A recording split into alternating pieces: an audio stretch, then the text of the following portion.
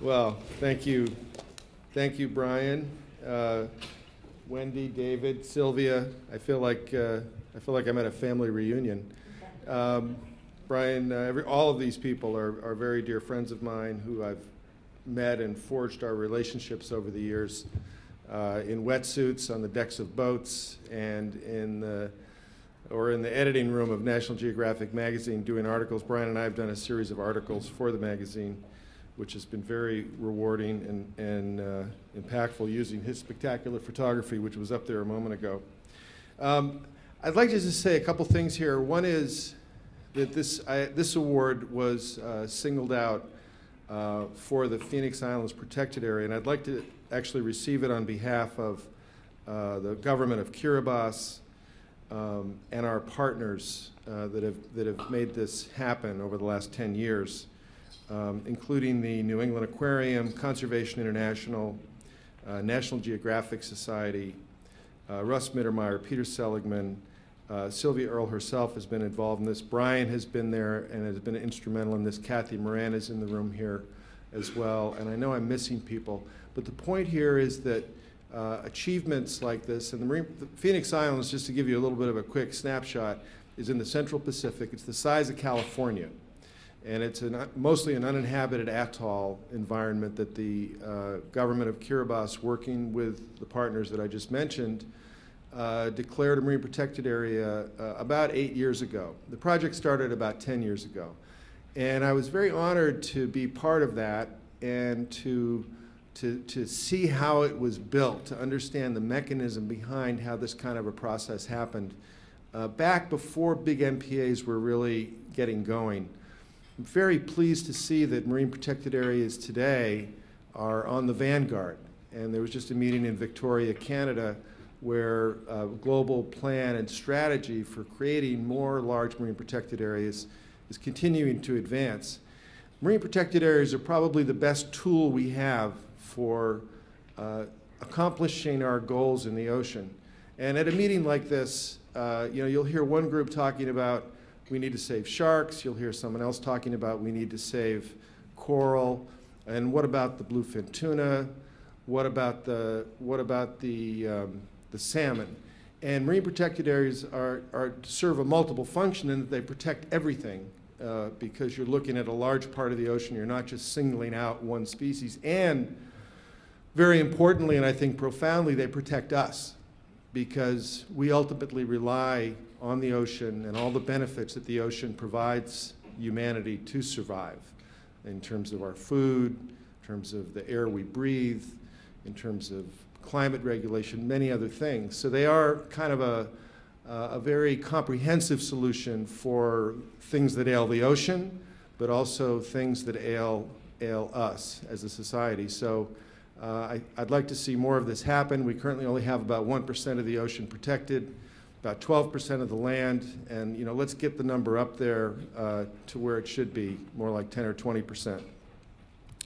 I'd like to just mention one thing that we're working on now, which is kind of related to some of the previous speakers and this, and that is we're going to be launching with some of the same partners I just mentioned, actually, the Ocean Health Index early next year, which will be for the first time a very comprehensive science-based consolidation of all the threats facing the ocean and all the stewardship mitigation measures that can be taken, kind of like the Dow Jones Industrial Average of the ocean.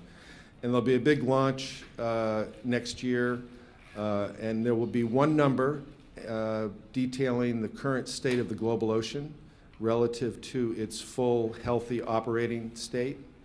And there'll also be the ability to do this regionally, take the Ocean Health Index down into other regional areas. And it's this science or these tools that we need in order to create marine protected areas, in order to make the kinds of decisions society needs to make. So stay tuned for that.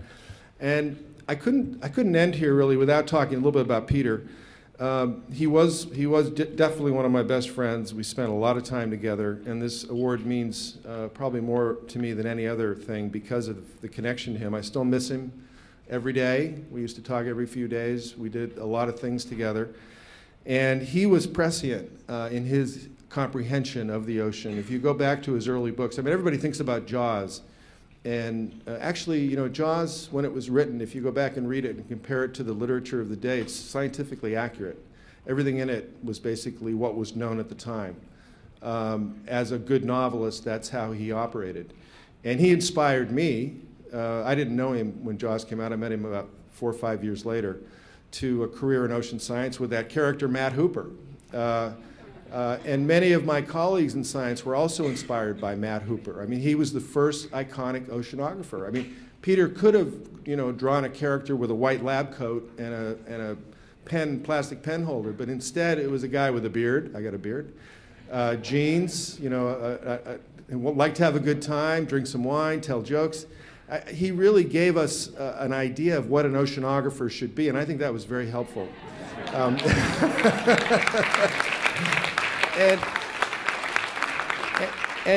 And Peter also, in that book, you know, for the first time, brought the oceans to the general public in a way that we could engage and be interested in it. So I think Jaws was important, but his other books, which did not have the same notoriety or publicity, were amazing. Back in the 1980s, he was writing about overfishing and bycatch and the problems that he was seeing in the ocean. And he, of all people, was a witness to the decline of the oceans over time, and also a tremendous advocate in reversing that decline, especially in the last years of his life, last decade or so, working closely with me and others. And his writing reflects that. I'd like to read you a very short piece from Peter. I think it's a fitting end to my time up here on the stage. Something he wrote for me, actually, for a book that I did on bluefin tuna about 15 years ago. In the 3 decades that I have been writing about the sea, we have both changed, the sea and I. In the 1950s and early 1960s, the abundance of the sea seemed infinite. The waters around Nantucket, where I grew up, teemed with life. On calm days, the mirror surface of the seas was sliced by the dorsal fins of sharks, marlins, swordfish, rippled by the roiling bodies of schools of feeding bluefish. Now the days of plenty are but a memory. To encounter any of the great ocean hunters, the sharks, the billfish, the tunas, is an occasion. Now remember, this was 15 years ago. In man's headlong rush to feed his growing numbers, in his reluctance to subordinate perceived national interests to agreed standards of commonwealth, he has damaged the ocean. If we are to restore the balance to our management of the sea's living resources, we must stop the thoughtless slaughter and its creatures. We must embark upon a campaign of sustainable use instead of wanton exploitation. And this is my favorite part. The need for conservation is not only economic, though economics should offer an adequate imperative, it is existential as well. In the words of Henry Beston from this classic, The Outermost House, we need another and a wiser and perhaps more mystical concept of animals. In a world older and more complete than ours, they move finished and complete. Gifted with extensions of the senses we have lost or never attained, living by voices we shall never hear, they are not brethren, they are not underlings, they are other nations, caught with ourselves in the net of life and time, fellow prisoners of the splendor and travail of the earth. Thank you.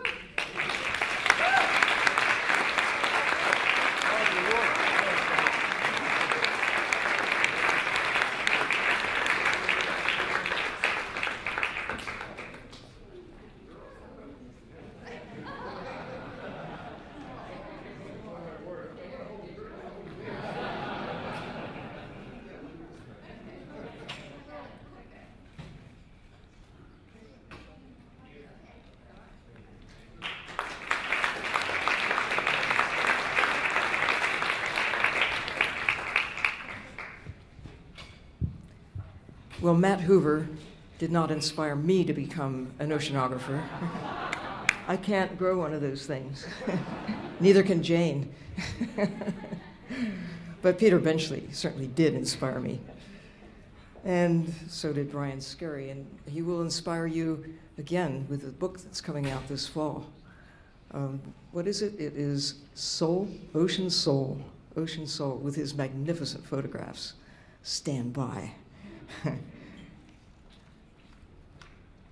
So I have it on very good authority that in fact Louie Psihoyos did receive last year's award.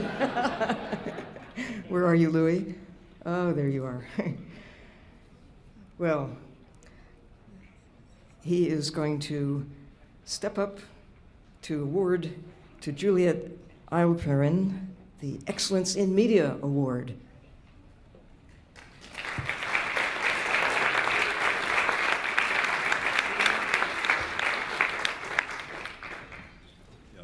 The irony of me getting this award last year is it wasn't lost on me because, you know, as some of the people in this room know that before I started the Oceanic Preservation Society, I met Steven Spielberg, and I asked him for some advice, and he said, yeah, based on his work on Jaws, he said, never make a movie involving animals or boats. And then when I won this award, I thought it was the ultimate irony because, well, anyway. You know, when you work in media, mass media, I think it's one of the most important jobs because what we have to do is we have to interpret what most of you in this room do for a living and make sense of it to the general public. And you know, when I worked at National Geographic for almost a couple decades, and I felt like that was kind of a walk in the wilderness compared to making a film because. You know, now I realize that, you know, when you can take that power to sort of digest what the scientists give you and disseminate it down to the people, it's, you know, it becomes a weapon of mass construction. You know, you drop a bomb, you kill people, you make a film, you write an article for the Washington Post, you have the opportunity to change minds. And Juliet Eilperin has done just that. She's one of the few surviving environmental writers that's working for a mass newspaper, and she keeps her finger on that pulse. She keeps on moving the needle, especially in a town like this. I can't imagine a more important community to keep that finger on the pulse of what's going on in the oceans and the environment. It's my great pleasure to award this award to Juliet Eilperin.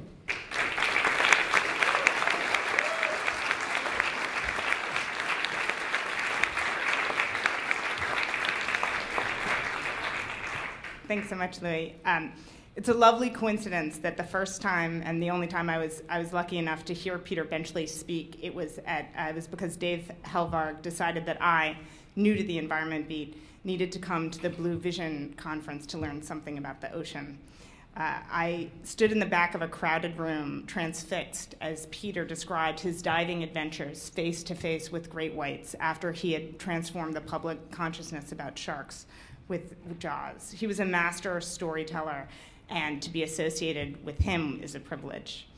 And it was a few years later that Tim Worth introduced me to Wendy Benchley, and spending time with her as I've been writing my book has just been just a pleasure. I've been lucky enough to spend the bulk of my career at one of the nation's great remaining newspapers, the Washington Post. While I started out covering politics for the paper, I was smart enough to switch beats in 2004, and I've had the privilege of working under three fantastic editors, Nils Berzelius, who's here, Francis Sellers, and Catherine Tolbert. All three have helped me hone my craft, for which I'm very grateful. But I've also had a lot of help from the scientists who I pester day to day for my daily work. And it's just fantastic that several of them, you know, were snookered into coming here, mainly because they got awards, like Steve Palumbi and Greg Stone, as well as Jeremy Jackson, Nancy Knowlton, Jane Lubchenco, and Sylvia Earle. As my mother observed, covering marine biologists is a lot more fun and entertaining than covering politicians. But there are three people who deserve credit for this more than anyone else. And the first is my mother, who's here and is wearing a name tag that says Mother of Juliet Eilperin, which is the first time she's ever worn that kind of name tag, but I think for one night she can pull it off. And then there's my father, Stephen Eilperin, who'll be here later, and my late grandmother, Maria Cook. All three of them did me a tremendous favor by not only having faith in me, but telling me that I could be something other than a lawyer, which is bold words when you're living in Washington, D.C. So that gave me the confidence to strike out and become a reporter. Now, let's just overlook the fact that they failed to foresee the collapse of print journalism. But nobody's a psychic, and they did the best that they could. Now, I do remain an unabashed member of the mainstream media, and I strive to deliver an objective account of what's happening to our world. But I wanted to share one moment I experienced in November which really put my work in the oceans in context. I was in Puerto Rico with my husband, who's become a true partner in my global pursuit of the sea. And we had our son, who was there, and at the time was 18 months old. And I had taken him down to the beach around sunset to look at things. And we walked out to the end of a very long pier. And he toddled around far too quickly for my taste. And he plopped himself down, and he started looking out at the Caribbean. And he started talking. Now, you have to understand that he had basically 3 words, which were cat, apple, and maybe if I was lucky, mommy. But none of those words was coming out of his mouth. And he just talked and talked and talked, and he actually pointed, he gesticulated out at the ocean. And it was incredible. And he did this under the assumption that I understood what he was saying, which of course was mistaken, but amazingly it didn't deter him. And at that moment, I really did realize why I had written my book, Demon Fish Travels Through the Hidden World of Sharks. And it was so that my son and my baby daughter could have the same sense of wonder and amazement when they went to the sea. And with any luck, they'll be able to see some of the same amazing sights that I've seen when I've slipped beneath the waves. And perhaps, depending on what happens, it will be in even better shape when they take the plunge. So thank you very much.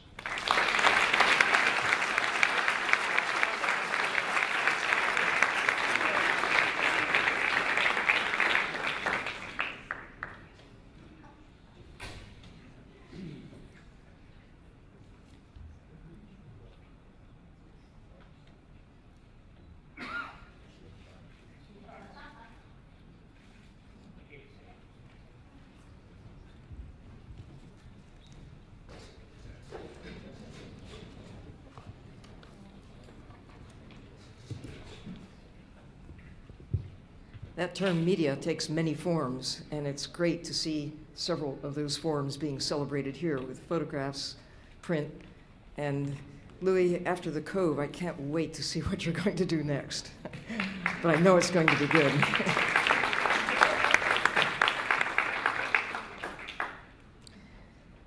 So, youth activism. Someone is here to inspire all of us, no matter how many decades we may have accumulated, to remember that kid that is there inside. And to present this award to Rudy Sanchez is last year's recipient, ta-da, Kyle Thiermann, who is host of a free online web series, surfingforchange.com.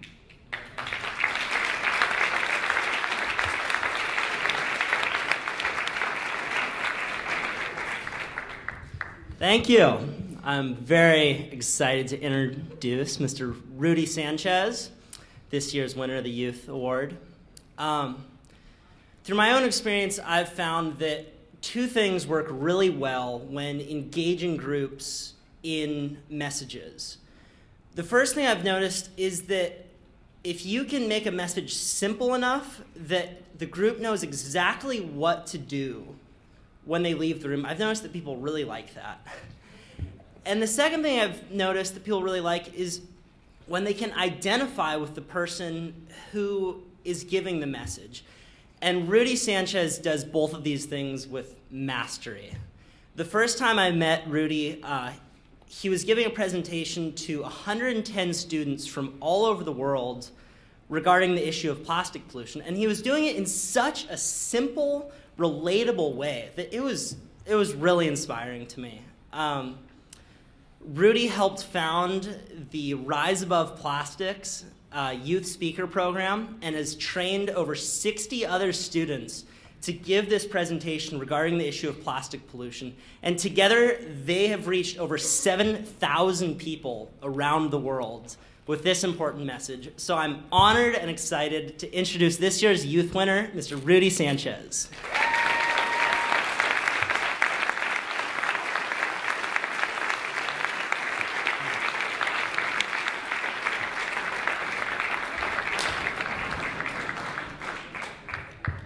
First of all, I want to thank Kyle for presenting this award to me. I met him a couple months back, as he said, at the youth summits. And when I first met him, my friend told me, oh, he's a surfer. I was like, a surfer? And then we got to meet, and he told me about all these cool projects that he's been working on. And it really inspired me to be all like, okay, so now I really want to get more into this activism so I can be part of the change.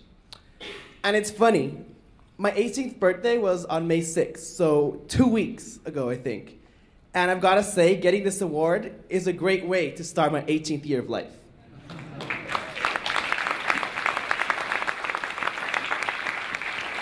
When I first started high school, it was around 2007.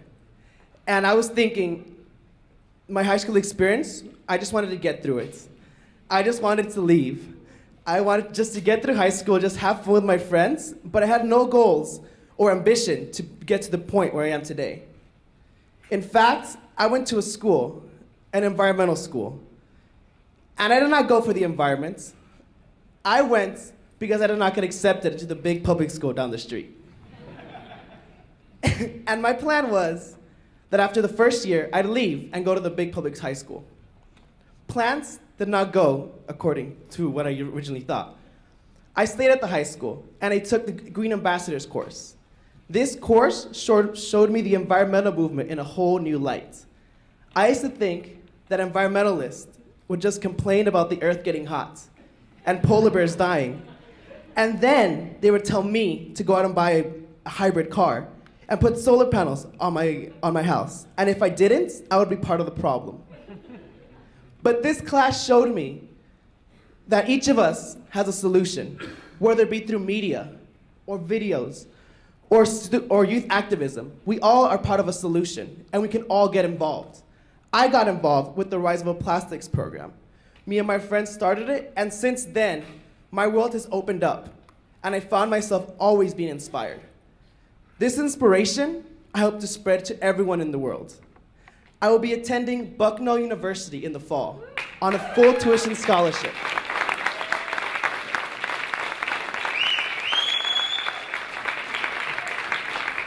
This is a huge deal for me, especially going from LA to Pennsylvania.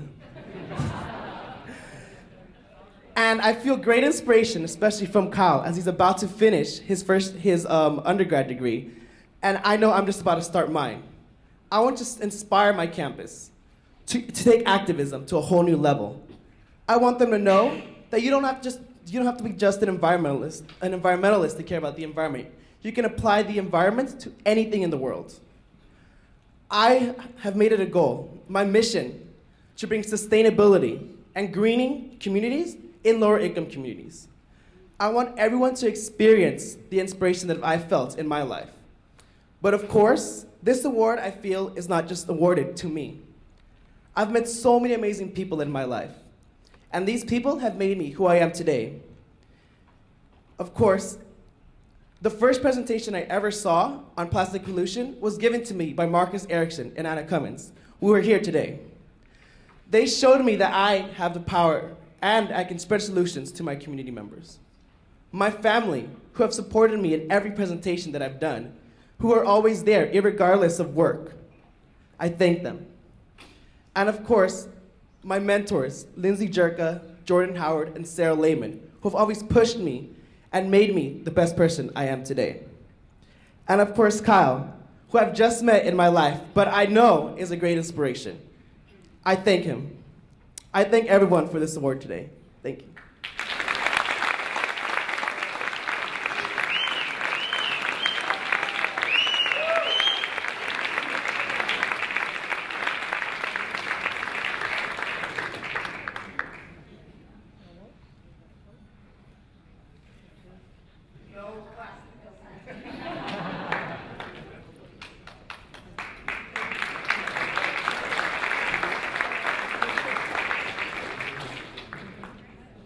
Before you leave, there's one thing that you did not learn in school that I'm going to teach you. You have to put your award down. This is something that Bob Ballard taught me. Come over here. So the high five we got. This is a deep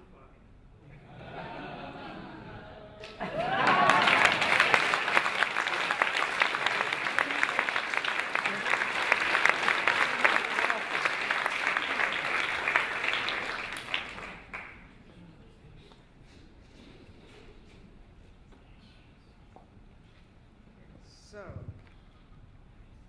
the hero of the seas. What a wonderful name for an award going to an especially wonderful person, a personal hero of mine, Kathy Fletcher. Your award is going to be presented by Cyn Sarthou, who was last year's recipient. Yes. Would you please come forward?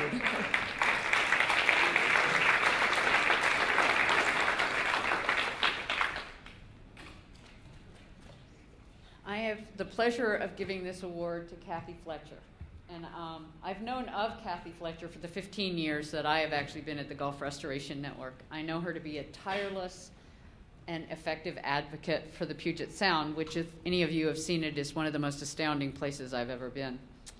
Kathy is founder and now former executive director of the People for Puget Sound. She informed me tonight that she is retiring to a very beautiful place that'll be much calmer, I'm sure, than running the People for Puget Sound.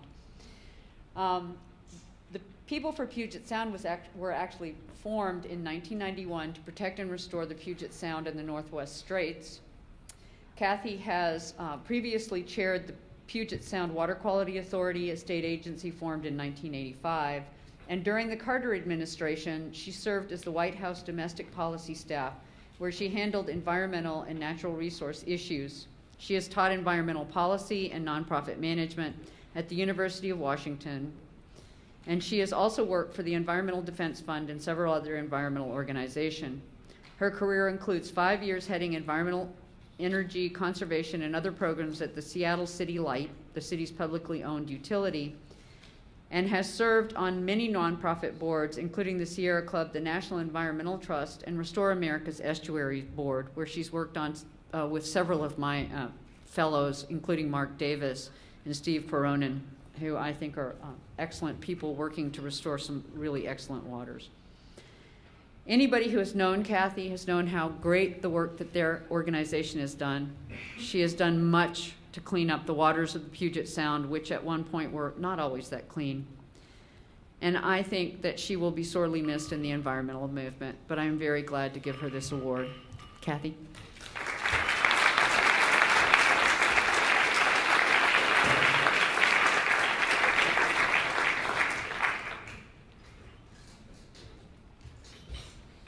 Thank you very much, Cynthia. I'm deeply honored and humbled by this award, not to mention the title of this award. Not as humbled as I was on Earth Day this year when while I was waiting to receive an award from our county executive, a seagull let loose 2 rather large plops on my best trousers, a useful reminder that Mother Nature is really in charge. It's been my pleasure and my joy to devote many years of my life to the protection and restoration of Puget Sound, our beautiful, bountiful, but terribly damaged corner of the ocean. As I leave my job at People for Puget Sound, I've had a chance to reflect on those years. While I've always been first in line to push, to cajole, to pull, to criticize and challenge those who are willing to compromise, delay, and avoid the hard stuff that we need to do, I do have to say that a lot of wonderful things have been accomplished for Puget Sound. Aquatic reserves and restored estuaries have trumped poorly conceived industrial port proposals. Dams are being removed to restore salmon runs. 20 years after the Exxon Valdez 20 plus years after the Exxon Valdez, a permanent rescue tug now stands at the entrance to Puget Sound, a vessel that's gone out more than 40 times to assist ships in trouble over the past few years. More than 2 million cubic yards of contaminated sediments have been cleaned up in our urban bays, protecting public health and providing habitat for the tiny critters that form the base of our food web. Local and state laws have been passed to phase out toxic flame retardants, to ban copper in brake pads and in boat bottom paints, and some local jurisdictions have even managed to ban plastic grocery bags. Amazing collaborations like the Northwest Straits Marine Conservation Initiative are showing everybody how to get stuff done across geographic and bureaucratic boundaries. And it's still possible today to sit on the shore, slurping local oysters and watching orca whales fish for Chinook salmon. Perhaps most telling, it's been some many years since the people working to save Puget Sound could fit in one room or even one stadium. So there's still a lot to be done, but we're well on our way. I'm especially happy to be here today representing the grassroots. Even in this wonderful time when information spills out of our phones and our desktops and when communication around the world is so easy and so fast, it's the energy, the commitment, the passion, and the persistence of lots and lots of people that will make the difference for our oceans. This award in a national forum is a recognition of that old saying, all politics is local. But people for Puget Sound and Puget Sound also depend heavily on the work that all of you do at the national and global scales. In particular, our national partnership Restore America's Estuaries has been a mainstay and a lifeline for the work that we do at home. Some of what we do, indeed, is very, very local because our oceans are dying the death of 1,000 cuts.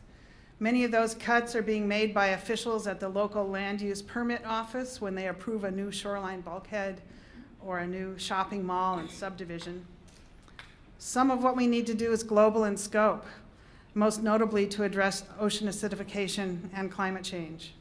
And then there's everything in between, from defending and enforcing the Clean Water Act to funding coastal habitat restoration at a scale that will really make a difference.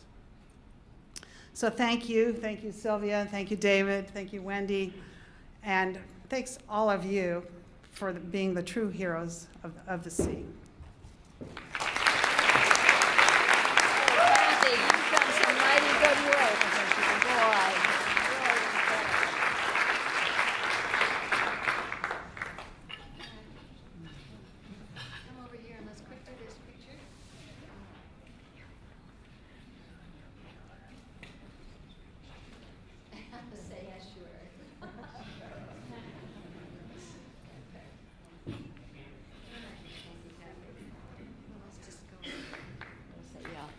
Thank you all for coming today.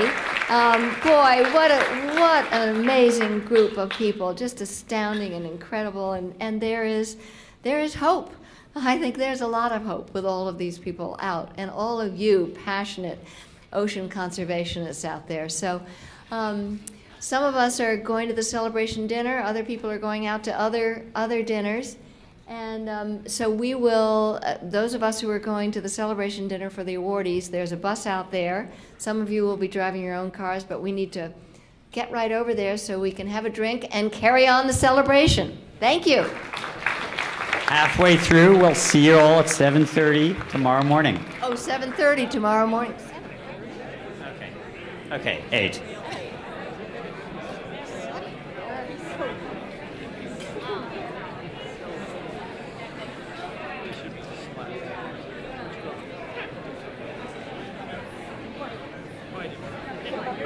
Thank you.